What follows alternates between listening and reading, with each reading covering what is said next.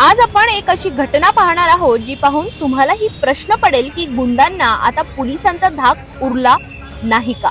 ही घटना घडली आहे सिटी कोतवाली पोलीस स्टेशनच्या अगदी नाकाखाली। घटनेचं कारण होतं मोबाईलचं दुकान। मोबाईल दुकानदार आणि कंपनीच्या सेल्समन मध्ये किरकोळ कारणावरून वादावादी झाली। वाद इतका वाढला की प्रकरण थेट हाणामारीवर आलं।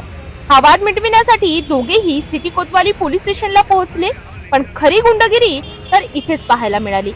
तक्रार द्यायला आलेल्या सेल्समनला दुकानदार आणि त्याच्या काही साथीदारांनी पोलीस स्टेशनच्या आवारातच गाठलं आणि तिथेच त्याला बेदम मारहाण करायला सुरुवात केली।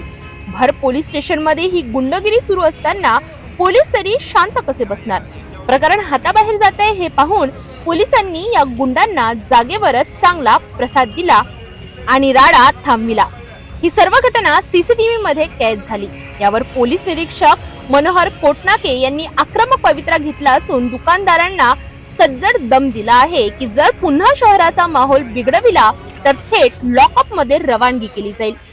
सध्या या प्रकरणी गुन्हा दाखल करण्याची प्रक्रिया करण्यात आली।